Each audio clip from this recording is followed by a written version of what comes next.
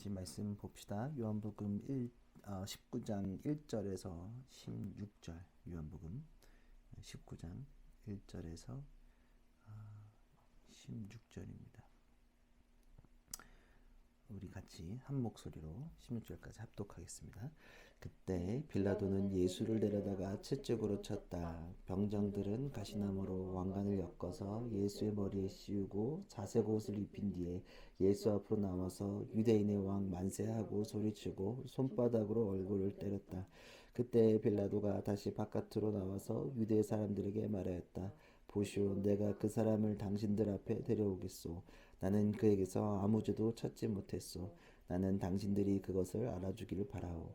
예수가 가시관을 쓰시고 자색 옷을 입으신 채로 나오시니 빌라도가 그들에게 보시오, 이 사람이 하고 말하였다. 대제사장들과 경비병들이 예수를 보고 외쳤다. 십자가에 못 박으시오, 십자가에 못 박으시오.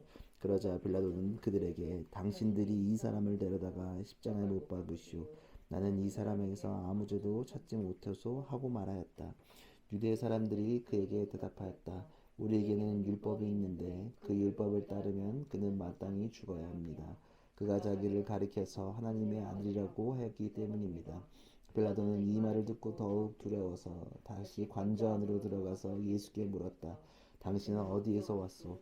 예수께서는 그에게 아무 대답도 하지 않으셨다. 그래서 빌라도가 예수께 말하였다. 나에게 말을 하지 않을 작정이요, 나에게는 당신을 놓아줄 권한도 있고 십자가에 쳐야 할 권한도 있다는 것을 모르시오. 예수께서 대답하셨다. 주지 않으셨다면 당신에게는 나를 어쩔 아무런 권한도 없을 것이오. 그러므로 나를 당신에게 넘겨준 사람의 죄는 더 크다 할 것이오. 이 말을 듣고서 빌라도는 예수를 놓아주려고 힘썼다. 그러나 유대 사람들은 이 사람을 놓아주면 총독님은 황제 폐하의 충신이 아닙니다. 자기를 가리켜서 왕이라고 하는 사람은 누구나 황제 폐하를 반역하는 자입니다 하고 외쳤다. 빌라도는 이 말을 듣고 예수를 데리고 나와서 리토스트론이라고 부르는 재판장한테 앉았다. 리토스트론은 히브리 말로 가바다인데 돌을 박은 자라는 뜻이다. 그날은 6월절 준비일이고 때는 낮 12시쯤이었다. 빌라도가 유대 사람들에게 말하였다. 보시오, 당신들의 왕이오. 그들이 외쳤다. 없애버리시오, 없애버리시오. 그를 십자가에 못 박으시오. 빌라도가 그들에게 말하였다. 당신들의 왕을 십자가에 못 박으란 말이오. 대제사장들이 대답하였다. 우리에게는 황제 폐하밖에는 왕이 없습니다. 이리하여 이제 빌라도는 예수 십자가에 처형하라고 그들에게 넘겨주었다. 아멘. 이 하나님의 말씀입니다. 오늘 보라 너희의 왕이로다라는 말씀을 갖고 예배를 나누려고 합니다. 저저번 주죠. 빌라도가 예수님을 대신에 바라바를 풀어 주었죠. 이제 육체적인 고통을 준 게 가해요. 넘기고 나서 바라바를 풀어주고 이어지는 얘기인데 1절에 3절 제가 읽어드리면 그때 빌라도는 예수를 데려다가 채찍으로 쳤다. 병정들은 가시나무로 왕관을 엮어서 예수의 머리에 씌우고 자색 옷을 입힌 뒤에 예수 옆으로 나서 유대인의 왕 만세하고 소리치고 손바닥을 꼴 때렸다.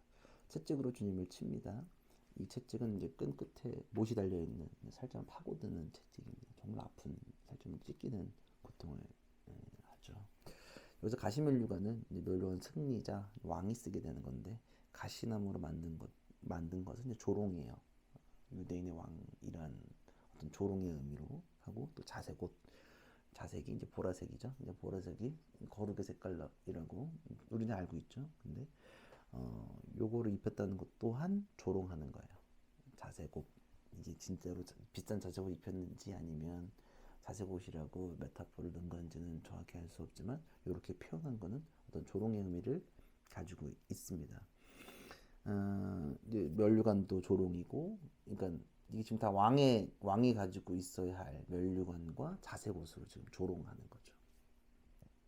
조롱은 모멸감을 일으킵니다. 부모님을 욕되게 하거나 차별받아야 할 부분들이 조롱받으면 힘들죠. 그러니까 뭐 성으로서, 피부색, 지역, 학벌로서 조롱받으면 모멸감이나 수치를 느끼기도 합니다.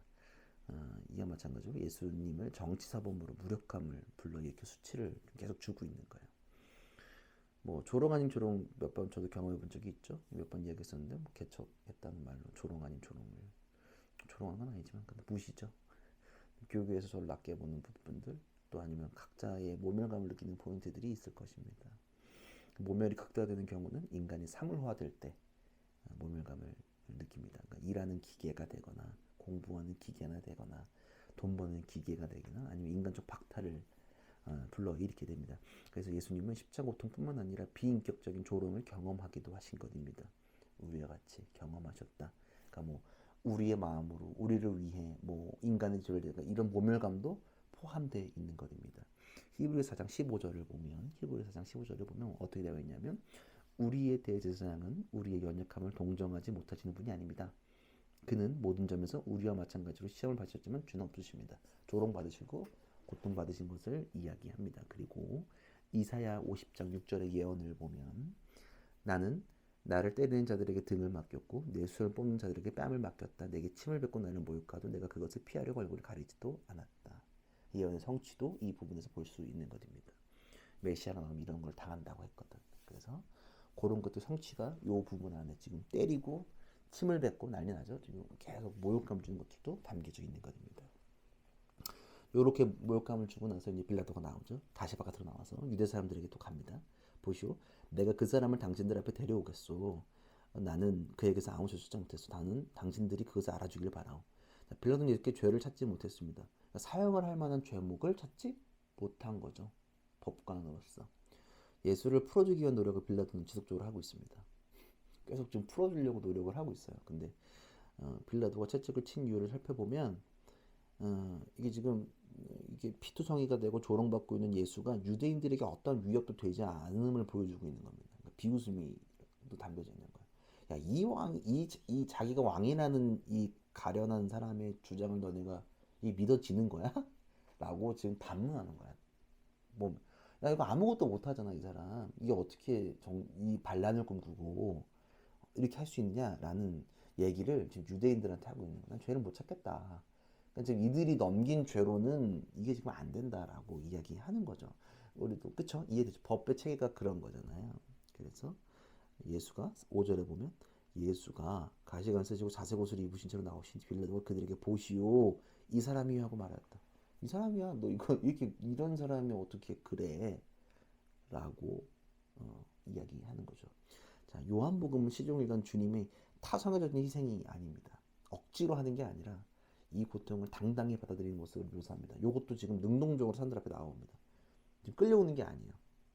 자색 옷을 입으신 채로 나오시니 걸어 나오시는 당당하게 지금 계속 영광의 십자가, 영광의 예수 받아들이시는 그 예수가 여기에 담겨져 있는 거죠. 이해되죠? 지금 시종일관 요한복음에서는 주님이 우리가 일장부터 쭉 보면 알고 있어. 내가 어디서 왔는지도 알아.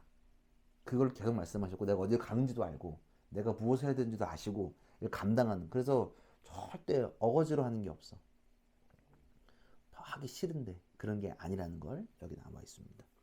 이사야 53장 4절 5절에 보면 그는 실로 우리가 받아야 할 고통을 대신 받고 우리가 겪어야 할 슬픔을 대신 겪었다. 그러나 우리는 그가 징벌을 받아 하나님에게서 맞으며 고난을 받는다고 생각하였다. 그러나 그가 찔린 것은 우리의 허물 때문이요 그가 상처를 받은 것은 우리의 약함 때문이다. 그가 징계를 받음으로써 우리가 평화를 누리고 그가 매를 맞음으로써 우리의 병이 나았다. 이사야 예언이 성취되고 있는 부분을 또 한 번 더 강조되고 있습니다. 자, 이제 이렇게 나왔어. 이제 이 사람이 어떻게 너네한테 유업이 되느냐? 아니잖아. 죄 없어. 라고 말하는 거죠. 6절에 보면 대제사장들과 경비병들이 예수를 보고 졌다. 십자가 못 박으시오. 십자가 못 박으시오. 그러자 빌라도는 그들에게 당신들이 이 사람을 데려다 십자가 못 박으시오. 나는 이 사람에게서 아무런 죄 짓지 못했어. 라고 또 말하는 거예요. 유대인들이 예수를 십자가 못 박으러 소리칩니다. 자, 여기서 잠깐 십자가형에 처해질 수 있는 죄목을 간단하게 좀 소개하면 당시에 로마에 대한 정치적 반역이 있어야 되는데 없죠. 로마 군인 중 적에게 투항한 자, 예수님 아니죠. 비밀을 누설한 자, 주님 아니죠. 반역자이자 살인자 아니죠. 통치자에 대해서 불길한 예언을 하지도 않았죠. 야간에 음란 행위를 하지도 않았죠. 마술행하지도 않고 변절하지도 않았죠. 그러니까 끊임없이 죄를 찾지 못하는 거예요. 로마적으로는 받을 수 없다. 그러나 그래서 너희가 십자가 못 박으라고 말합니다. 너네가 박어. 이것도 너희가는 유대인들에게 권한이 없음을 상기시킨 장치입니다. 너희가 박아. 넌 어차피 여기서 못하면 여기도 못하는 거야 라고 말하는 거죠. 7절에 보면 유대 사람들이 그렇게 대답하였다. 우리에겐 율법이 있는데 그 율법을 따르면 그는 마땅히 죽어야 합니다. 그가 자기를 가리켜서 하나님의 아들이라고 했기 때문입니다. 자, 요 제목이 신성모독이에요. 아직도 지금도 유대인들이 메시아를 기다리고 있죠. 유대교와 이슬람은 유일신을 믿는 종교라고 해요. 더 갓을 믿죠. 그럼 그들의 입장에서 유대인들과 이슬람주에서 개신교인들은 기독교인들은 이교도야. 왜냐면 삼위 하나님을 믿어. 요게 지금 이 사람들 아직도 지금 유일신이라고 얘기한단 말이에요. 자, 이 사람들이 어떤 근거를 갖고 지금 이 얘기를 했을까? 레위기 24장 16절을 보면 레위기 자, 주의 이름을 모독하는 사람은 반드시 사형에 처해야 한다. 온효진 그를 돌로 쳐 죽여야 한다. 주의 이름을 모독하는 사람은 이스라엘 사람을 말할 것도 없고 외국 사람에 대하여도 절대로 살려둬서 안 된다. 요걸 근거로 얘기하는 거예요. 자, 그러면 예수님이 여기에 나와 있진 않지만 요한복음에는 다 나와 있지 않지만 세 가지 제목으로 남겨졌단 말이에요. 살펴보면 마가복음에 있는 내용인데 이제 성전 모독이 있어. 성전 모독이 뭘까요? 기억해 보세요. 예수님이 들어오시면서 했던 것 중에서 성전 모독이 뭐 있을까? 그걸 보시고 그치, 3일 만에 다시 그치. 맞아요. 그 내용이에요. 지금 성전을 모독했어.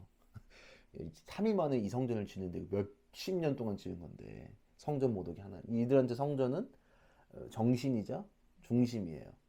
이거는 모독했어. 성전을 모독해서 두 번째가 뭐냐면 조세 거부예요. 요거 보죠. 세금을 어디다 하느냐? 가이사랴 것은 가이사랴에게, 유대 것은 유대에게. 조세 거부를 했다 이거야. 요것도 있고 세 번째가 신성 모독이에요. 하나님의 아들이라고 자꾸 얘기한단 말이야. 이들의 입장에서는 지금 아직 하나님의 아들이 아니란 말이야. 그걸 인지도 못하고 있어. 깨닫지 못하고 있는 거예요. 세 가지 죄목이 있습니다. 성전 모독, 조세 거부, 신성 모독. 요게 세 가지 죄목이 정리해보면 그들이 지금 재판에 넘긴 이유가 됩니다. 자, 이제 그 말을 들었어요. 유대법에는 율법에 이런 게 있어. 죽여야 합니다라고 하니까 8절에서 10절 보면 빌라도는 이 말을 듣고 더욱 두려워서 다시 관저 안으로 들어가서 예수께 물었다. 당신은 어디서 왔소? 예수께서는 그에게 아무런 대답도 하지 않으셨다. 그래서 빌라도가 예수께 말하였다. 나에게 말을 하지 않을 작정이요. 나에게는 당신을 놓아줄 권한도 있고 십자가에 처형할 권한도 있다는 것은 무엇일까? 빌라도가 이러한 반응을 보인 이유가 뭘까요? 왜 그럴까? 왜 갑자기 8절에 두려웠을까? 상상해 봅시다. 왜 빌라도가 지금 두려웠을까? 왜 그럴까? 이상하지 않아요? 갑자기 왜? 진짜 하나님의 아들이 그 배경이 뭘까? 왜 그때 당시의 배경을 보면? 왜냐하면 왜 이 사람은 이거에 예민하게 딱 반응했을까? 방금 정기가 말한 부분. 왜 하나님의 아들이면 어떡하지? 이 생각을 왜 했을까? 로마 시대에서 상상을 조금 해보면, 그리고 조금 탐지적으로 생각해보면 당시에는 그리스 로마 신화 영향이 있었겠지. 왜냐면 그들의 신화에는 신과 인간의 뒤섞임이 있단 말이야. 그렇잖아. 헤라랑 제우스, 또 갑자기 인간이랑 결혼해가지고 애 낳고 막 뒤죽박죽 막 신이랑 막 왔다 갔다 하는 것들, 이런 배경 속에 있기 때문에 혹시나 당연히 이해가 그런 맥락이 탁 오는 거예요. 무슨 말인지 알죠? 그래서 구절 다시 정체성을 묻는 거야. 너 뭐야? 너 진짜야? 라고 묻는 것입니다. 10절에서는 묵비권을 주님께서 말씀하시죠. 말 안 해, 9절에서. 그래서 10절에서 묵비권을 주님께 자신의 황제에게 받은 위인 권한을 얘기합니다. 이게 웃긴 게 뭐냐면 내가 너를 놓아줄 수도 있고 십자가에 처할 권한도 있다. 근데 사실 웃긴 게 뭐냐면 사실 천지의 생명의 권한을 가지고 계신 분 주님이신데 그에게 어쩌면 천지를 만드신 그분 앞에서 권한이 있음을 말한 빌라도의 모습이 아이러니하기도 하죠. 되게 웃긴 거야. 그런 것도 있고 11절에 보면 여기 이제 대답하세요. 내가 널 죽일 수도 있고 십자가일 수도 있어. 요 말에 11절 예수께서 대답하셨다. 위에서 주지 않으셨다면 당신에게는 나를 어찌할 아무런 권한도 없고, 위에서 주지 않으셨다면 하늘에서 주지 않으셨다면 아무런 권한도 없다. 그러므로 나를 당신에게 넘기는 사람이 좀 더 크다 할 것이고, 예수님의 희생, 죽음은 철저히 하나님 뜻 안에서 움직이고 있음을 다시 강조하고 있는 거예요. 지금 빌라도의 그 위임이고 뭐고 그것보다 더 큰 분께서 너에게 하나님 섭리 안에 있어서 이런 것들이 움직이고 있는 거야. 그들의 죄가 있다는 것도 그렇게 움직이고 있는 거야 라고 하나님 하늘의 뜻, 계속 요한복음에서는 내가 뜻을 가지고 왔다. 그쵸? 주님께서 계속 반복하시는 부분이에요. 내가 여기 이유가 있다. 내가 너희를 생명을 주러 왔다. 영생을 얻으려고 왔다. 라는 거. 요거 연장 또 한 번 더 강조하시는 부분입니다. 이해됐죠? 자, 12절. 이 말을 듣고서 빌라도는 예수를 놓아주려고 힘썼다. 그러나 유대 사람들이 이 사람을 놓아주면 총독님은 황제 폐하의 충신이 아닙니다. 자기를 가르쳐서 자기를 가르쳐서 왕이라고 하는 사람은 누구나 황제 폐하를 반역하는 것이라고 외쳤다. 빌라도는 이 말을 듣고 예수를 데리고 와서 리토스트론이라는 부르는 재판장에 앉았다. 자, 빌라도는 예수를 놓아주려고 노력했지만 이루지 못해요. 그리고 유대인들이 빌라도를 협박해요. 정적으로 협박하는 거야. 야, 너 잘못하면 황제에게 고하겠다는 거야. 야, 이거 황제를 위협한 거 아니야? 이해되시죠? 이제 계속 협박하는 거야. 이거 지금 여기서 폭동내면 안 돼. 이게 지금 이익이 여기 딱 물렸어. 이 순간에 물렸어. 더 이상 안 되겠다. 지금 협박하는 겁니다. 12절, 14절에 보면 그날은 6월절 준비일이었고 때는 난 12시쯤이었다. 빌라도가 유대 사람들에게 말하였다. 보시오, 당신들의 왕이요. 자, 이거 세번역은 12시라고 돼 있죠. 근데 개역개정에서는 6시라고 나와 있습니다. 헷갈리지 마십시오. 그래서 개역개 6시는 보통 6을 더해야 된다. 그래서 아예 그냥 세번역에서는 12시로 번역을 했습니다. 난 12시예요. 그러니까 6월절 하면 떠오르는 것도 뭐죠? 6월절. 여러분들 6월절 하면 떠오르는 것들. 6월절이 뭐지? 한 번 더 상기해 봅시다. 이거 모르면 안 돼요, 이제. 이건 좀 한번 좀 혼나야 돼. 모르면 6월절 얘기. 6월절 뭐죠? 말해 보세요. 6월절. 나 말할게.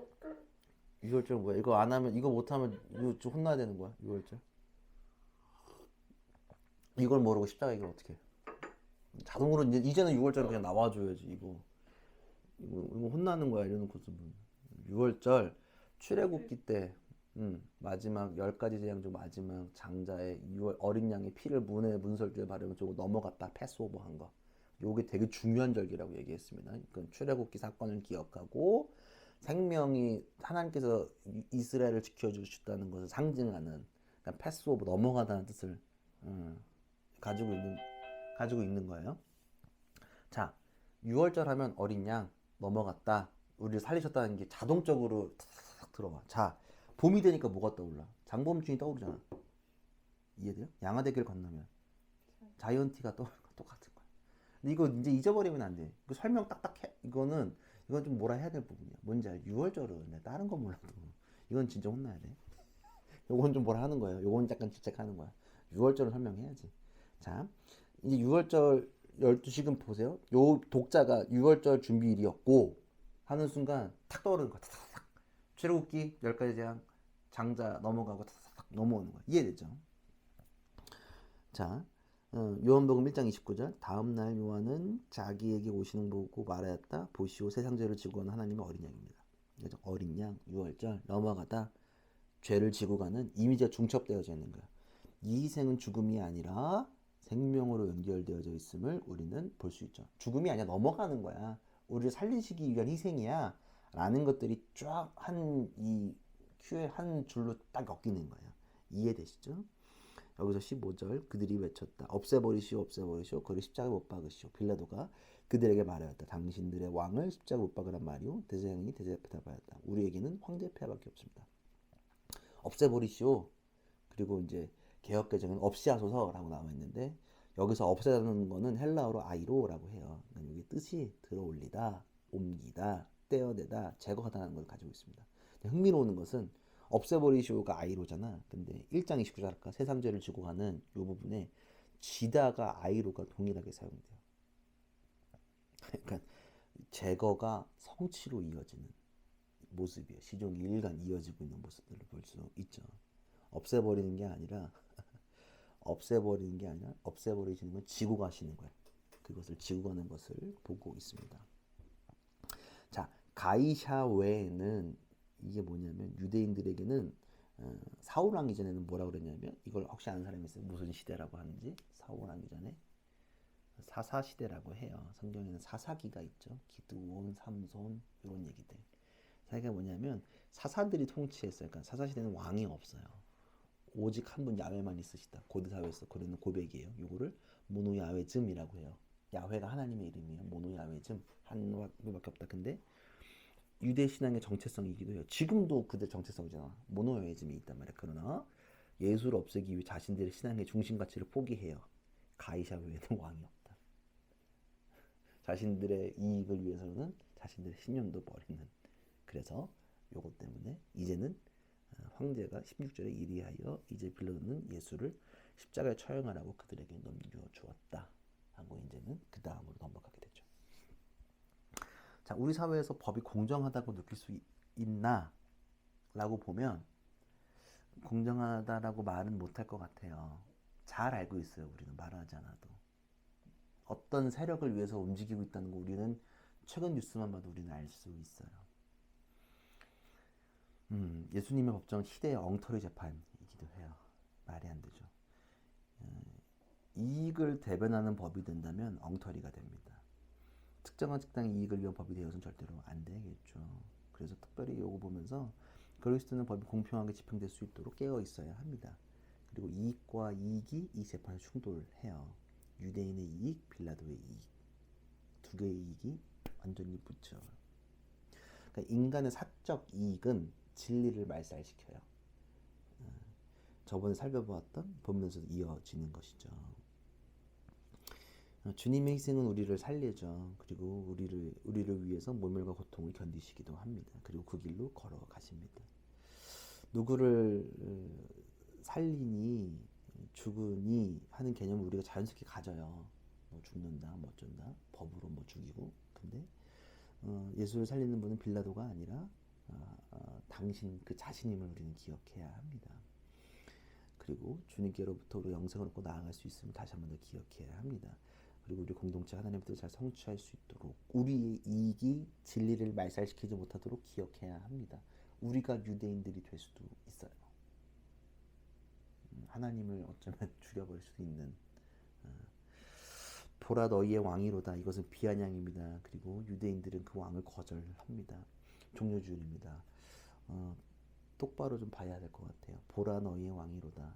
그럼 우리는 이 비아냥의 말에 보겠습니다. 나아가겠습니다. 라고 고백했으면 좋겠어요. 그래서 주님께서 지금 차분히 걸어가신 이 길을, 이 모멸을 우리가 먼저 겪으셨고, 그리고 우리의 것들을 이 십자가의 짐에는 모멸과 핍박과 멸시가 다 담겨져 있다는 것, 그리고 이익과 이익이 충돌함으로써 말도 안 되는 재판을 통해 주님께서 나아가신다는 것들도 여러분들이 한 번 더 기억해 봤으면 좋겠습니다. 어쩌면 우리도 혹시나 하는 마음에 제가 말씀 준비하면서 우리도 만약에 커지면, 만약에 우리가 유명해지고 주목받으면 우리도 그럴까봐 지금은 더 계속 그것들을 기억해 봐야 될 것 같습니다. 보라 너희의 왕이로다. 이게 멋있는 말은 아니에요. 비아냥의 언어입니다.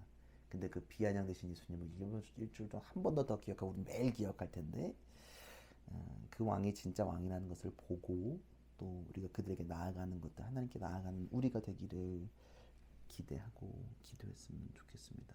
그래서 늘 깨어 있어야 되는 건 우리의 이익이 진리를 말살시키지 못하도록 늘 기억합시다.